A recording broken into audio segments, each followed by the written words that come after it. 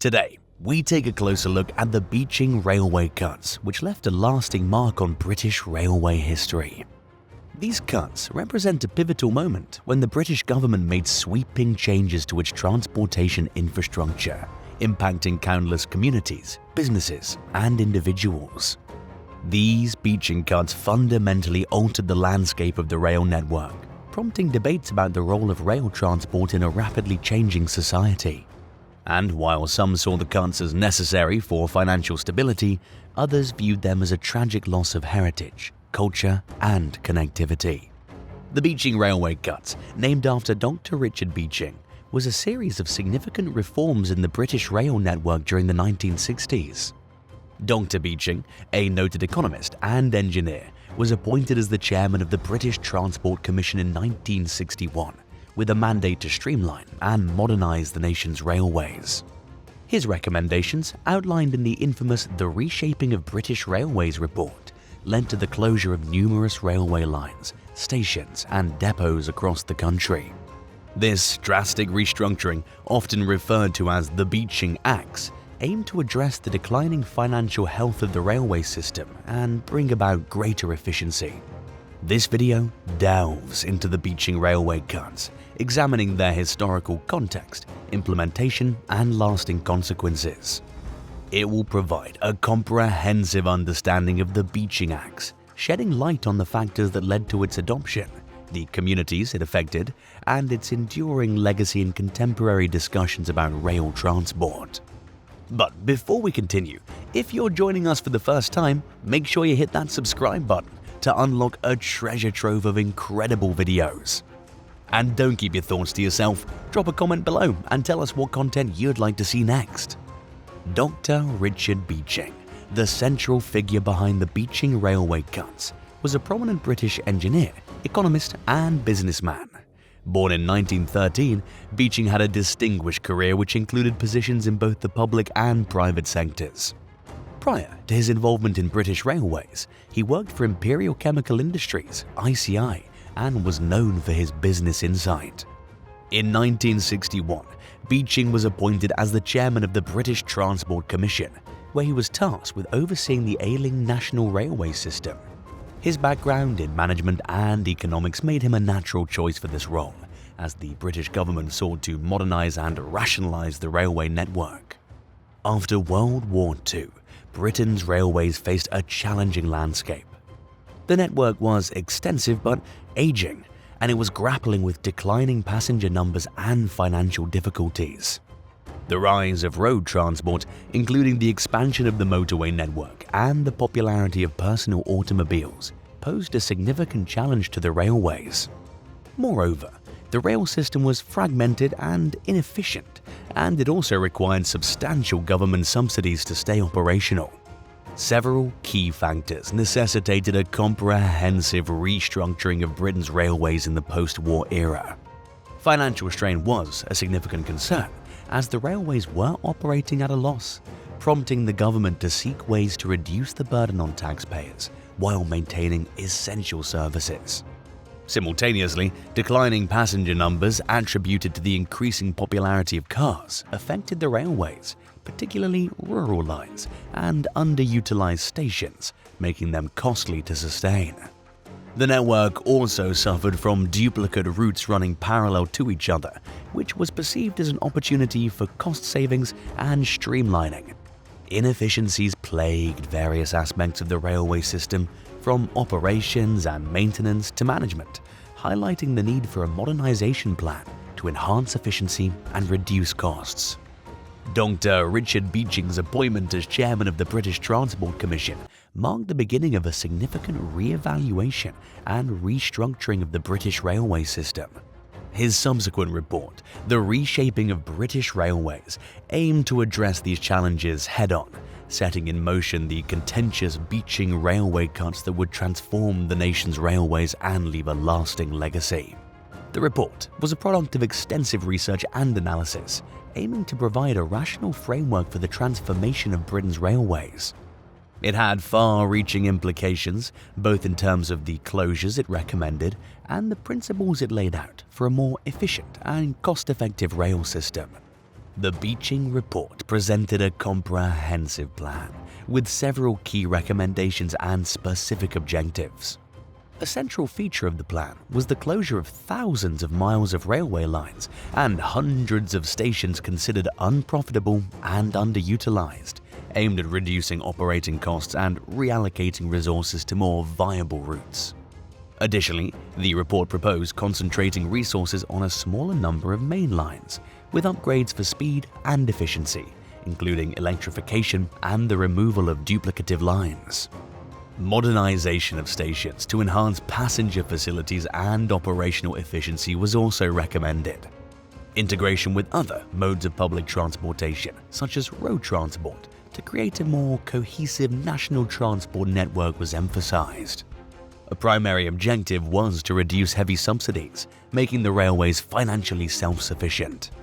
The report suggested streamlining the railway's management structure to reduce bureaucracy and increase efficiency. The Beeching Report generated substantial controversy and opposition primarily due to several key reasons. Firstly, the closure of numerous branch lines and rural stations had a profound impact on local communities, leaving them without access to vital services and transportation options, resulting in protests and campaigns against the closures. Critics also contended that the report underestimated the economic value of certain lines, and the closures were believed to have negative economic consequences for rural areas. Additionally, the closure of historic railway lines and stations was viewed as a loss of cultural and heritage assets, raising concerns about the preservation of Britain's rich railway history. The implementation of the Beeching railway cuts occurred in several phases, beginning shortly after the publication of the Beeching Report in 1963 and continuing into the late 1960s. The closure of railway lines and stations was a contentious and emotionally charged process. Thousands of miles of railway lines were shut down and hundreds of stations were closed to passengers.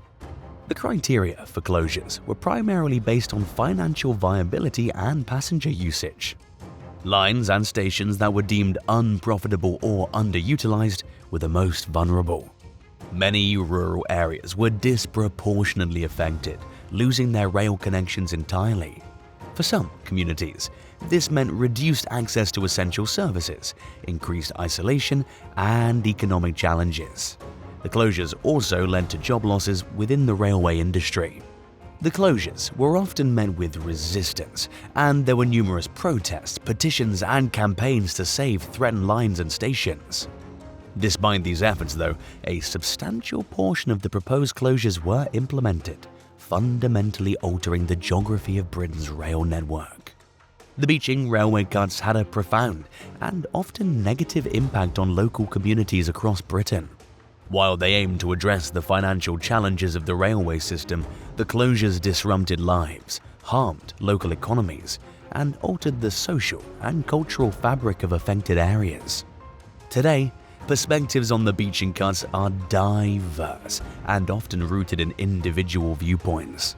Some argue that the cuts were essential for the economic efficiency and financial sustainability of the railway system during that era, asserting that the closures helped modernize and streamline a network burdened by unprofitable lines.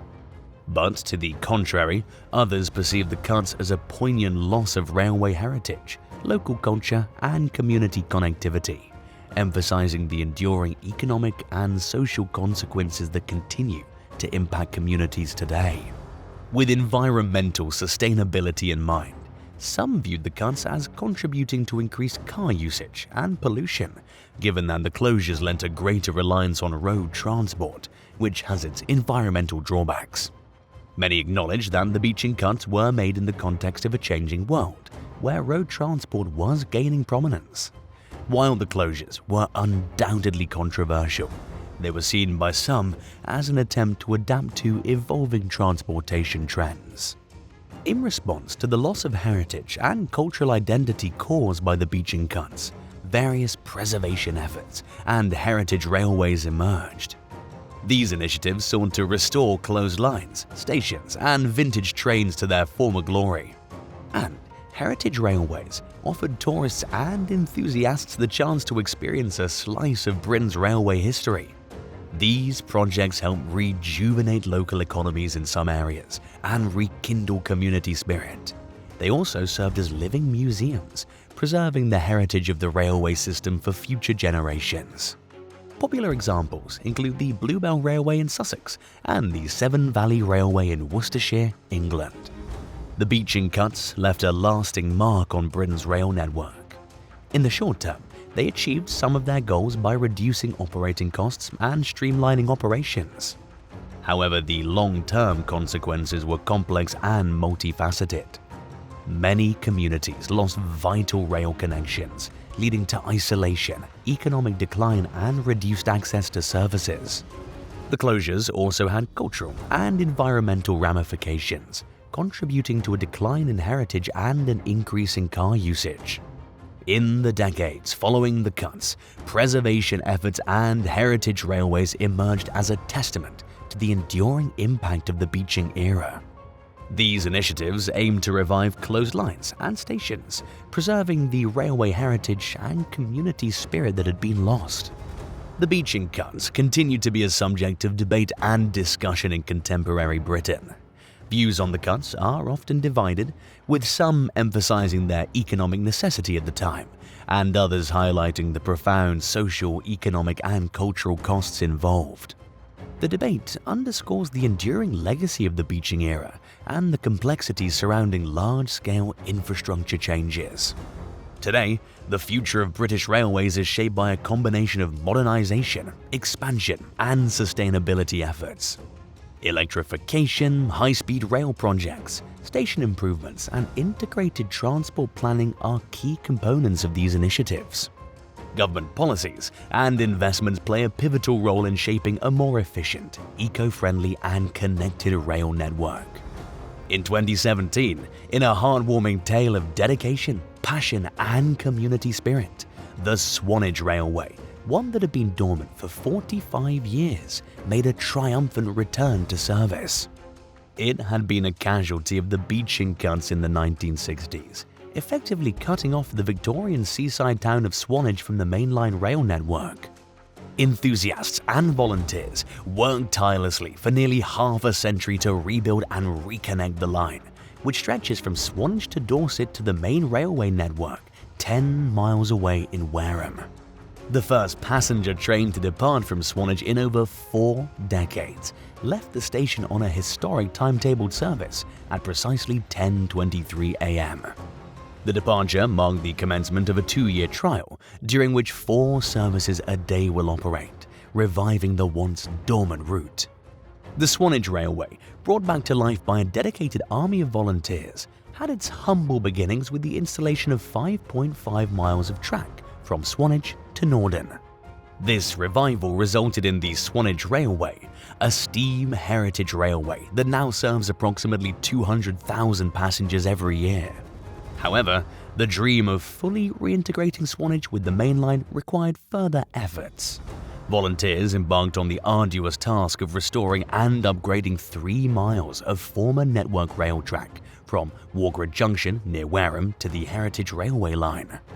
This endeavour involved a substantial investment of £3.2 million, $3.9 million US, which went toward upgrading tracks, constructing a new signal box, installing a level crossing, and improving undergrowth and drainage along the route. For Peter Sills, a passenger on the last British rail train from Swanage to Wareham in 1972, this journey was particularly impressive. He recounted his father's words when he put 14-year-old Peter on the train back then. His father said, "We'll never get to do this journey again." Yet 4.5 decades later, Peter sat with his father Frederick aboard the resurrected service. The journey was met with enthusiasm from locals and railway fanatics alike. Peter Sills acknowledged the importance of passenger support to ensure the sustainability of the railway, urging people to leave their cars behind and opt for the train service. This heartwarming achievement was also noted by a moment of silence to honor the volunteers who dedicated their time and effort to the project but were no longer present to witness its realization. The reopening of the Swanage Railway is more than just the reconnection of a seaside town to the national rail network. It symbolizes the enduring spirit of railway enthusiasts and their unwavering commitment to preserving Britain's railway heritage. While Dr. Beeching's cuts left lasting marks on the country's rail system, this success story demonstrates that with determination and community support, lost railway connections can be revived. And the revival of the Swanage Railways has been mirrored across the United Kingdom, as there's been a substantial surge in railway passenger numbers, rekindling the government's attention to the railway sector's role in the UK's transportation network. More and more once closed railway stations have been reopened, and passenger train services have been reinstated on numerous previously decommissioned railway lines in England, Scotland, and Wales. A conservative estimate is that at least 50 railway lines have already been brought back into operation. In various parts of the UK, numerous former railway lines have been resurrected as integral components of the flourishing heritage rail sector, while many thriving community rail partnerships have also emerged. Additionally, disused railway lines have been repurposed as popular cycling and hiking routes. A prime example of the enduring impact of Beeching's decisions can be seen in the former railway line from Bangor to Carnarvon along the North Wales coastline. Today, a substantial portion of this former line serves as a well-frequented cycling path.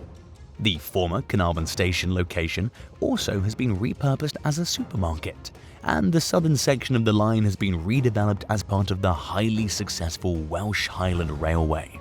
The UK government's Restoring Your Railway initiative, launched in 2020, further emphasises the commitment to rejuvenating rail services.